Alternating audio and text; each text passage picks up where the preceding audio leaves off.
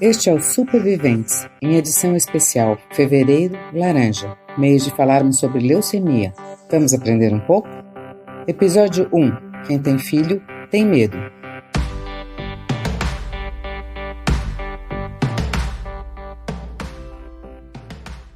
Ainda hoje, a população brasileira associa a palavra câncer à morte.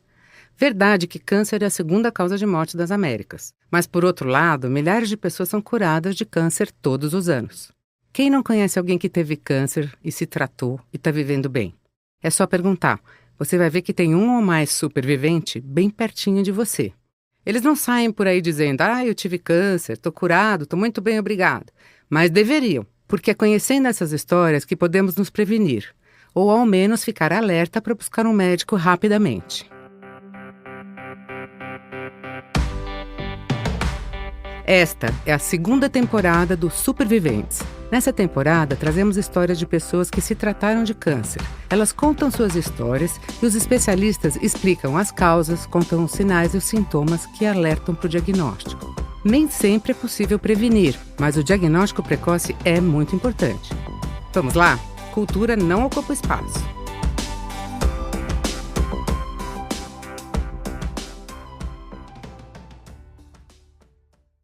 Bom, como mãe de primeira viagem, eu sempre tive preocupação, né? Acho que medo de que fosse algo muito mais grave, medo de algo muito grave, muito sério, assim, eu não tinha, mas eu tinha uma certa preocupação. Então, principalmente nas primeiras vezes em que a Letícia ficava doente, eu ia para o hospital, eu levava ela para o médico, muito mais no sentido de saber exatamente a dose que eu poderia dar para ela de alguma medicação, alguma coisa, do que de fato por um medo de ser algo grave. Então eu ia no médico para ter mesmo ali uma orientação de qual que era a medicação para eu dar e qual que era a dosagem, porque ela era muito bebezinha.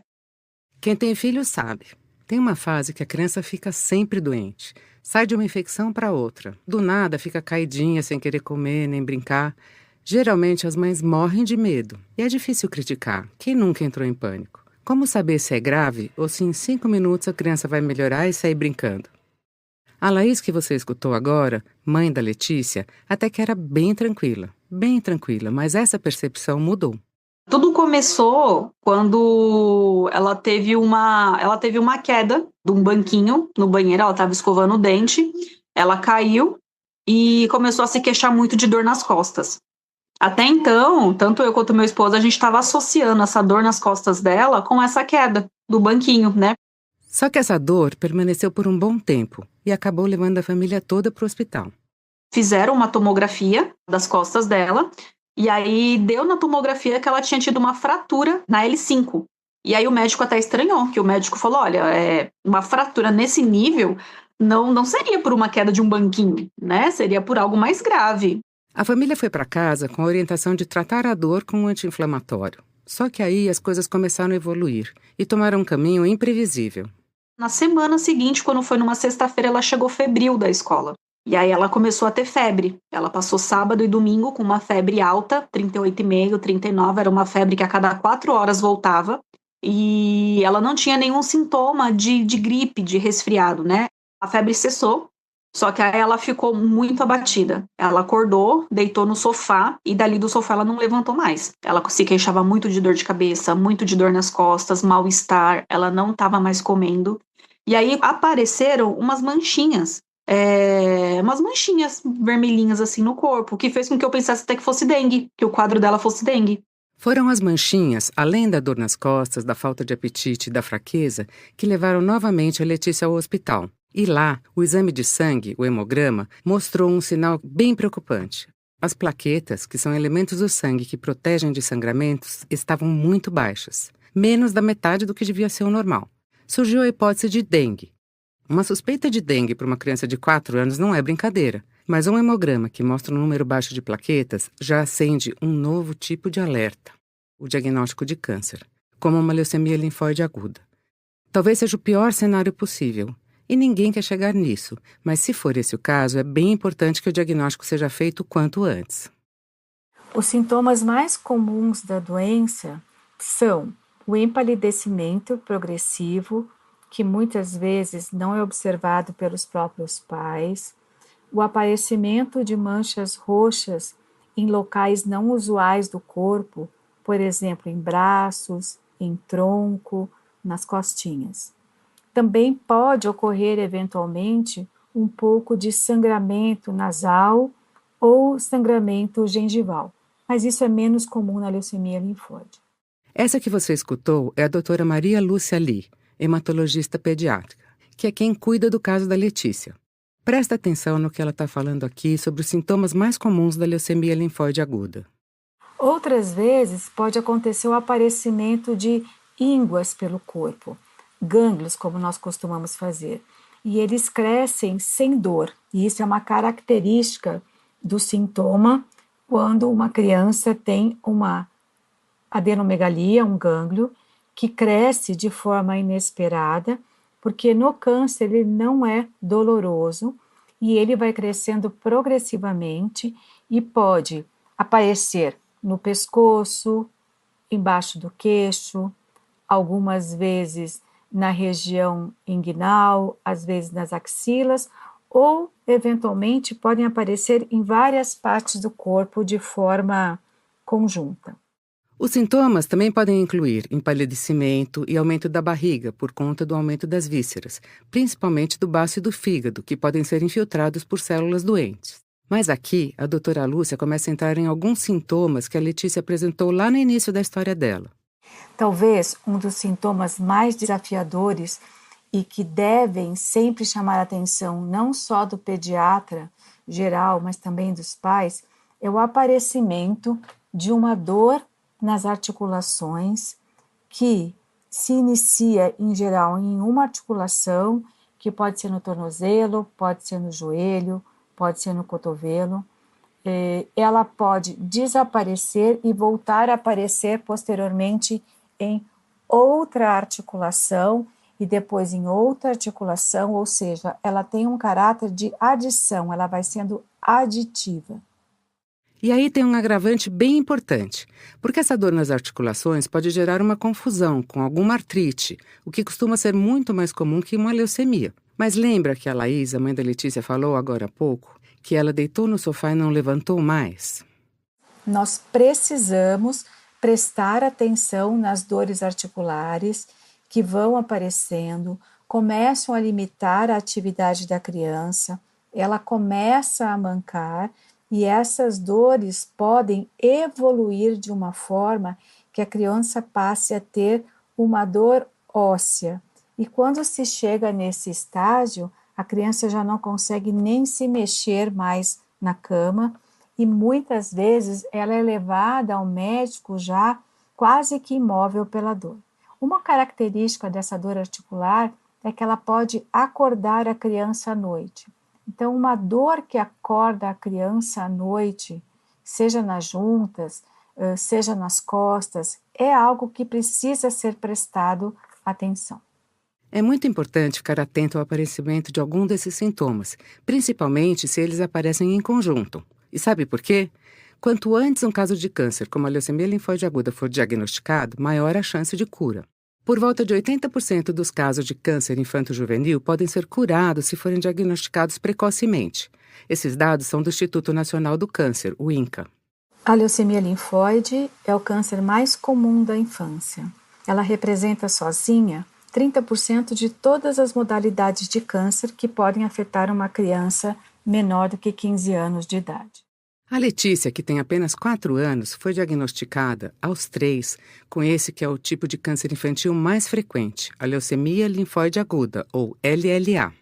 Nesse episódio, a gente vai falar sobre a história dela, nossa supervivente, e do caminho percorrido do diagnóstico ao tratamento.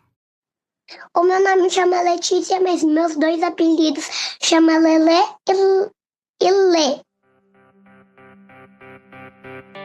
Este é o Superviventes, um podcast da AMIO, a Associação da Medula Óssea. Podcast que conta histórias de pessoas que foram diagnosticadas com câncer. Nós estamos aqui para mostrar que isso não é um ponto final, é uma pausa, um ponto e vírgula. Afinal, a medicina evoluiu muito, tanto na prevenção como no diagnóstico precoce. E todos os anos aparecem muitos tratamentos novos para o câncer. Assim, muitas doenças se tornaram curáveis. Hoje, mais do que nunca, a vida segue após o câncer. Para você ter uma ideia, temos mais de 32 milhões de pessoas que sobreviveram ao câncer e estão por aí, vivendo. Esse podcast é dedicado a eles, os superviventes, pessoas que uma vez tiveram um diagnóstico de câncer. Meu nome é Wagner Fernandes, sou gestor da Amil. Nossos agradecimentos à farmacêutica Angen, que patrocinou essa iniciativa. Agora, vocês ficam com a nossa narradora, a doutora Carmen Vergueiro, que é médica hematologista e coordena a Amil. Agora é com você, doutora.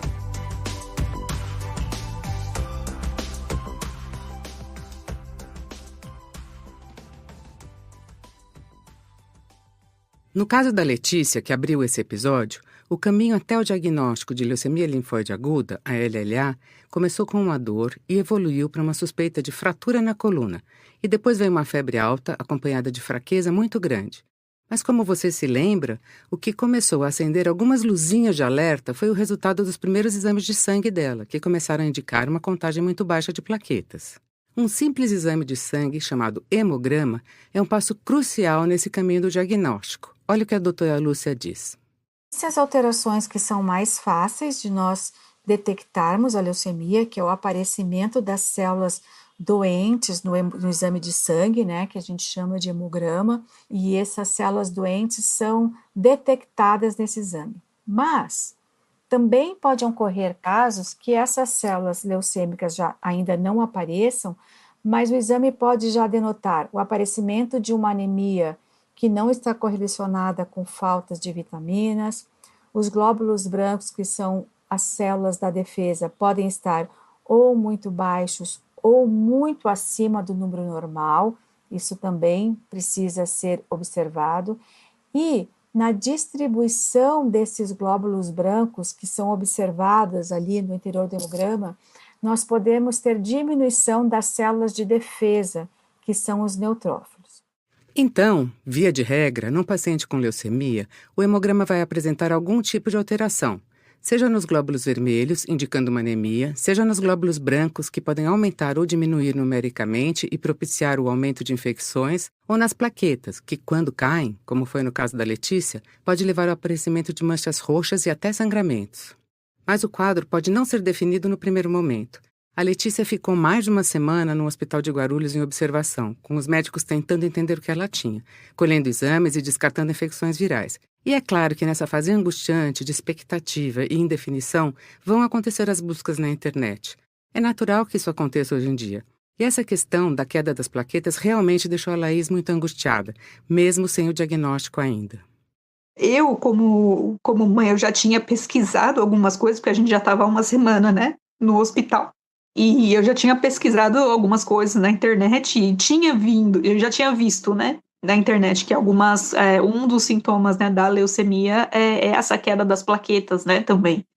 E eu cheguei a perguntar uma vez para a médica, né, do hospital que a gente estava aqui em Guarulhos, eu falei, pode ser leucemia? E aí ela falou, olha, tudo mostra que é um quadro viral, mas a gente não pode descartar essa possibilidade, só que aqui a gente não tem estrutura. A Letícia, então, foi encaminhada para um especialista, um hematologista pediátrico. E assim que a gente chegou no hospital, a primeira vez que eu vi, né, a equipe da doutora Maria Lúcia, eu fiz a mesma pergunta, pode ser leucemia? E aí ela falou, olha, pode ser que sim, pode ser que não, nós precisamos do exame para a gente garantir, né, a gente não vai descartar a possibilidade, mas nós vamos fazer o mielograma, porque se não for, a gente já tira isso da frente. O hemograma é um passo importante, mas ainda assim, cerca de 10% dos pacientes de leucemia linfóide aguda podem apresentar exames normais nessa fase inicial, apesar dos sintomas. Por isso, que para cravar mesmo, para ter 100% de certeza, tem um outro exame mais decisivo, o mielograma, conforme a doutora explica. Qual é o exame que dá o diagnóstico de certeza? A punção aspirativa da medula óssea, ou seja, a gente vai direto na fábrica do sangue, que é a medula óssea, e vai fazer uma coleta de sangue da fábrica, certo? Então é o tutano, você vai coletar uma amostra do tutano, puxando, é líquido. E aí você vai mandar esse material para diferentes setores de um laboratório, porque daí você vai construir o diagnóstico da célula, né, da leucemia. E esse exame não vai só fundo. lá no tutano dentro do osso. Ele tem o objetivo de buscar algo ainda mais valioso em informações. É acessando o tutano, essa fábrica do sangue, que podemos diagnosticar e classificar as células doentes, chamadas blastos. Eu te diria que você começa a fazer o diagnóstico assim, tipo um Google Maps mesmo, de longe para perto. Você está lá longe, né? Lá longe você viu lá no seu microscópio que está cheio de células doentes, que chamam blastos, mas você tem que entrar lá no quarto, né? Você tem que chegar lá dentro do DNA desse paciente para saber exatamente quais as alterações que agregaram. Então,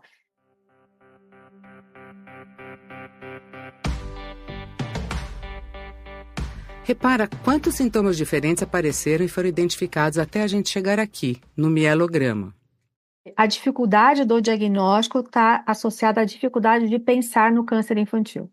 O câncer infantil é raro, mas ele existe. Então, todo pediatra e todo clínico deve colocar no seu escopo de diagnósticos diferenciais uma pessoa que chega com essas dores articulares, como eu te falei. Agora você escuta a Laís. E aí, no mielograma, foi onde a gente teve o diagnóstico. E enfim, né, um baque para todo mundo, né, não, a gente não esperava, né, enfim, acho que a gente escuta muitas coisas, mas a gente nunca imagina que vai acontecer com a gente, ainda mais com uma criança de 3 anos.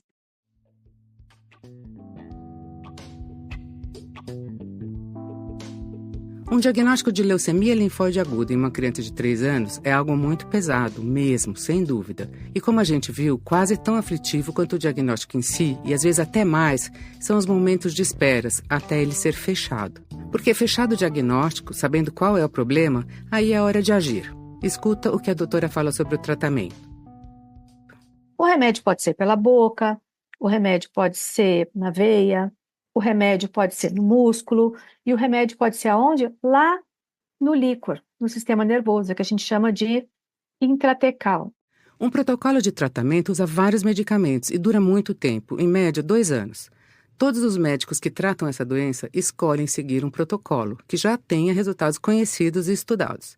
No Brasil, existe um grupo, o Grupo Brasileiro para Tratamento de Leucemia Linfóide na Infância, o GBTLI, coordenado pela doutora Lúcia, que há 44 anos estuda e aprimora os protocolos de tratamento da doença.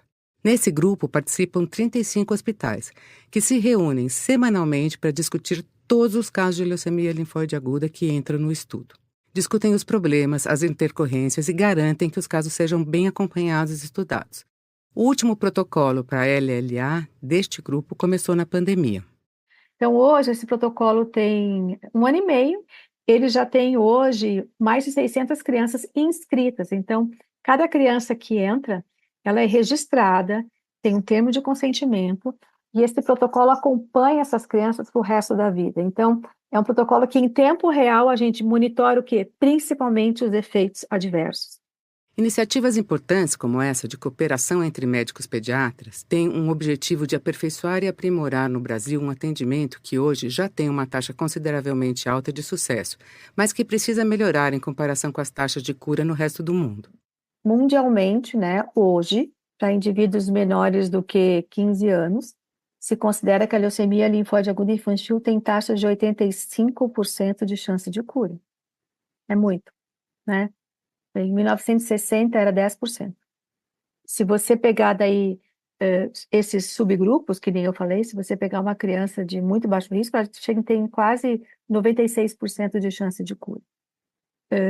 No Brasil, se a gente fala no Brasil, né? Nunca se fala de um sistema. No Brasil, de forma geral, a gente ainda não chegou aos 85% de chance de cura, né? A gente estagnou aí, ao redor de 70%.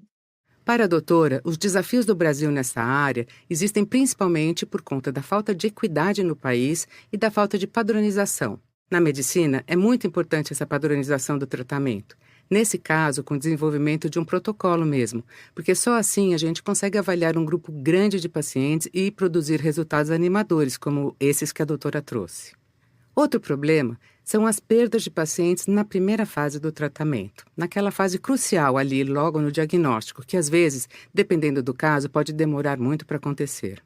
Mas ainda assim, a doutora Maria Lúcia não economiza palavras para dizer que o tratamento de leucemia linfóide aguda é um dos grandes casos de sucesso quando se fala em cura de câncer infantil. Hoje, realisticamente falando, a leucemia linfóide aguda é um câncer altamente curável, com quimioterapia. Então, uma criança que chegue com uma LLA é uma palavra assim de, puxa, nós temos boas chances, né, de a gente ter um adulto curado aí no futuro. É assim que se pensa. A verdade é que nós quase não temos referências quando pensamos em leucemia. Quem conhece uma pessoa que teve esse diagnóstico? Quem conhece alguém curado? Não é uma doença frequente. A primeira referência que eu tive foi daquela novela da Camila, que teve leucemia e tudo mais. E criança é diferente. E a doutora, né, ela falava muito isso. Ela falava, olha, a leucemia na criança ela é diferente no adulto. Eles têm menos reação, né? Eles acabam reagindo muito melhor ao tratamento do que os adultos, né? A novela era Laços de Família, da Rede Globo. E na cena em questão, a personagem Camila, interpretada pela atriz Carolina Dickmann, encara a câmera enquanto alguém corta seu cabelo em câmera lenta. A expressão dela vai mudando de uma apatia completa para uma tristeza contida até que ela começa a chorar bastante. Aquele choro bem dramático, sentido. A Camila era uma personagem jovem, recém-saída da adolescência, e naquele momento começava seu tratamento contra a leucemia. Como você deve saber, a quimioterapia provoca queda de cabelos, e talvez esse tenha sido um dos primeiros momentos em que a TV aberta abordou isso com muita evidência no horário nobre. Foi um momento bem marcante da teledramaturgia brasileira, mas a vida real pode ser bastante diferente disso. Tá aí o depoimento da Laís para confirmar. E ela, assim, leva tudo com muita leveza, né? Até quando caiu o cabelinho dela, ela fez na brincadeira, né? Tipo, no dia que começou a cair o cabelinho dela, eu já tinha conversado com ela, explicado para ela o que ia acontecer. Então, quando começou a acontecer, ela, ai, mamãe, meu cabelinho tá caindo, vamos cortar, né? E claro, foi um momento de muita emoção também. Mas, pelo que a Laís conta, foi bem diferente da cena da novela que ficou marcada por ser tão triste. Uma vizinha da Laís, que era cabeleireira, cortou o cabelo da família inteira. E ela rindo, assim, sabe? A cabeleireira cortando o cabelinho dela e ela rindo porque fazia cosquinha, né? Da maquininha na cabeça, fazia cosquinha. E ela rindo. E eu olhava assim e falei, nossa, né? Tipo, coisa que para outras pessoas talvez seria um motivo para estar chorando. E ela tá rindo, ela tá brincando, né? Ela tá achando engraçado. E sempre foi assim, muitos momentos em que a gente às vezes pensava que era motivo para estar chorando, ela tava rindo, tava brincando. Então a Letícia, ela traz muita força pra gente, né? Muito mais do que o contrário. Ela é maravilhosa. Ela é a nossa luz mesmo, né?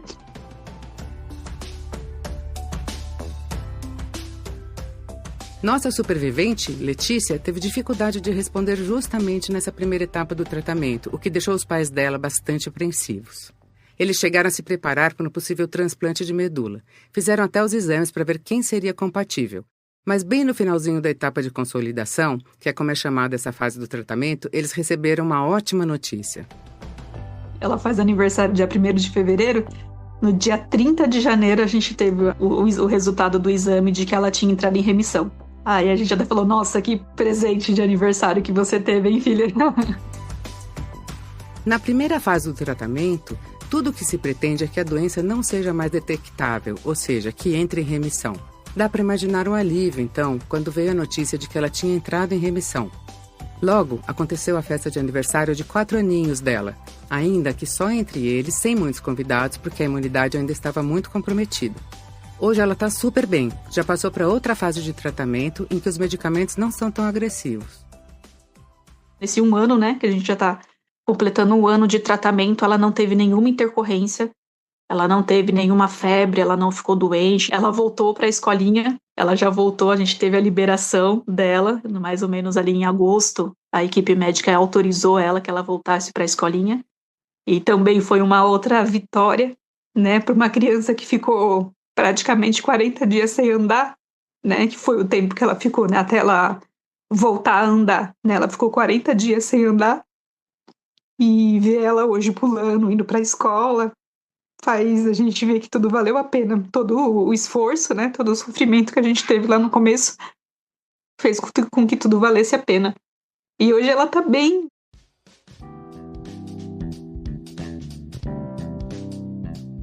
A Letícia ainda tem um bom tempo de tratamento pela frente, que deve acabar só em abril de 2026. O dela é 2 anos e meio, porque no começo ela teve uma demora na resposta, então ela foi classificada como uma leucemia de alto risco, né? LLA de alto risco. E aí o tratamento dela acaba se estendendo um pouco mais. Mas ela tem muita força. Isso inspira qualquer um, né? É muito diferente da visão de um adulto que já chega carregado consigo de traumas, sonhos, expectativas, medos. Eu acho que doeu muito mais em mim, enquanto mãe, do que nela, assim, porque a gente que é adulto, a gente tem muitas preocupações, a gente carrega uma bagagem muito grande, né? Então, o mental interfere muito. A criança não, como eu falei, é tudo uma brincadeira. Na primeira fase do tratamento, como a Letícia ficava muito tempo presa em casa, até os momentos de ir para o hospital viraram motivo de festa. Era quando ela saía de casa e via as tias da equipe do hospital. Ela reagiu muito bem, né? Ela teve uma resposta muito boa. E é diferente, de fato, né, de uma leucemia num adulto, né? Eles têm, assim, uma força que é incrível. A gente olha, assim, durante um bom tempo, a gente olhava para ela e falava, não, ela não tem nada, não é possível que ela tenha alguma coisa, né? Exatamente por ela ter uma disposição muito boa. Né, não tem preocupação, até hoje quando a gente vai no ambulatório que vê alguns adultos, né, que também estão indo para lá para fazer quimioterapia, eles olham para ela e falam, nossa, como é bom ser criança, né? Eu não sei até que ponto eles têm noção da batalha que eles estão enfrentando, né, da luta que eles estão enfrentando, do quanto é sério. É lógico que um tratamento de câncer é algo que passa longe de ser uma experiência convencional durante a infância. A doutora ressalta o tanto que é importante que a criança volte a uma certa normalidade, dentro do possível, assim que a fase do tratamento permitir. Ela tem que voltar para a escola, ela vai poder brincar com os amigos, ela vai poder fazer pequenas viagens, ela não vai morar na bolha por 2 anos. Ela é uma criança. Você não pode tirar a vida de uma criança durante 2 anos, isso ela não recupera mais. Outra coisa que é central é que os pais sejam muito honestos com seus filhos, dentro do que cada faixa etária permite. Isso também é fundamental para se estabelecer uma relação de confiança, que pode ser a base desse processo de tratamento e de cura. Cada passo do tratamento tem que ser explicado para essa criança, né, para esse adolescente, porque é muito importante que se mantenha um laço de confiança, né? A confiança é que vai gerar aí todo esse tratamento e todo esse processo aí que é longo, né? 2 anos é fogo, né? Não é pouco tempo para uma pessoa tolerar. Então, essas coisas são importantes. E eu acho que quando eu penso numa mãe que nem a Laís, que teve uma trajetória até o diagnóstico, tá certo? Como ela chegou, né? E como ela está hoje, é belíssimo ver, né? Porque foi uma construção. E hoje a Letícia é uma criança divina, maravilhosa, alegre, feliz, tá certo? Está indo para a escola já. Então está longe de acabar, né? E ela é uma criança que sabe o que faz, é piquititita, mas tem a compreensão, reclama quando tem que reclamar, é óbvio, né? Mas ela vive feliz, porque os pais são confiantes. Eu acho que isso é muito importante.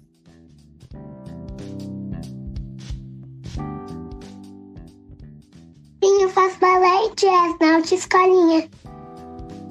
Um ano depois do início de tratamento, a Letícia, que adora pular e dançar e brincar, já está fazendo aula de dança e voltou com tudo para a escola, marcando presença.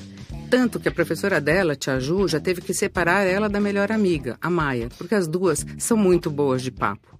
A gente é tagarela.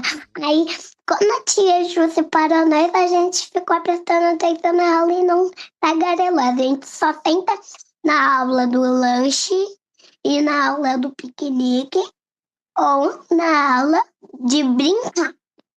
A Laís também já voltou ao trabalho, mas hoje é bem diferente. Hoje, depois do diagnóstico, eu tenho um medo muito maior. Coisas que eu levaria mais tempo para levar ela para o hospital no passado, hoje eu já levo de imediato. E quando perguntamos a ela como diagnosticar mais precocemente uma leucemia, ela tem a seguinte sugestão. Eu acho que nós, enquanto adultos, em algumas situações, a gente tende a negligenciar muito criança. Porque a criança, ela sente diferente do adulto. A criança, ela tá com febre, ela tá brincando. A menos que ela esteja se sentindo muito mal, muito, mas muito mal, pelo menos a Letícia é assim, que ela para, assim, às vezes ela tá meio gripadinha, com uma febre, mas tá brincando, tá pulando, você olha, às vezes você nem pensa que tá doente. E os médicos também não escapam. É claro que não é toda febre que vai ser uma leucemia, mas precisa ser olhado com mais cautela e os médicos precisam se atentar também um pouco mais. As dicas da Laís concordam com a fala da doutora Lúcia Lee sobre a importância do diagnóstico precoce e sua relação com a melhoria nos resultados dos tratamentos de leucemia linfóide aguda de criança no Brasil. Muito obrigada a Laís e a Letícia, nossa supervivente, por compartilharem as histórias delas. E a doutora Maria Lúcia Lee por ter tirado esse tempo para conversar com a gente. Esse foi o Superviventes, podcast que conta que há vida depois do câncer. Se você quiser descobrir mais sobre os personagens deste episódio, nós colocamos fotos deles no nosso Instagram, @AmioMedulaOssea. O Superviventes é uma realização da AMIO, a Associação da Medula Óssea do Estado de São Paulo. Há mais de 20 anos, ajudamos pacientes que enfrentam o transplante de medula óssea no Brasil. Nosso trabalho abrange as áreas de assistência, educação e pesquisa. E para isso, contamos com o apoio de pessoas que acreditam no poder da solidariedade. Você também pode participar sem gastar nenhum centavo, doando sua nota fiscal. Descubra como em nosso site amio.org.br/nota fiscal paulista. Para doar diretamente, entre em amio.org.br/doe. A narração, produção executiva e supervisão científica é feita pela doutora Carmen Vergueiro. As entrevistas e o roteiro desse episódio foram feitos pelo Pedro Belo, com revisão de Carmen Vergueiro. A Amanda Carvalho faz a edição, sonorização e mixagem. A arte de capa foi feita pela Tereza Meirelles. A comunicação foi realizada pela equipe da AMIO e a gravação foi feita na produtora de áudio King Crab. Eu, Wagner, me despeço aqui por hoje e vejo vocês no próximo episódio. Até!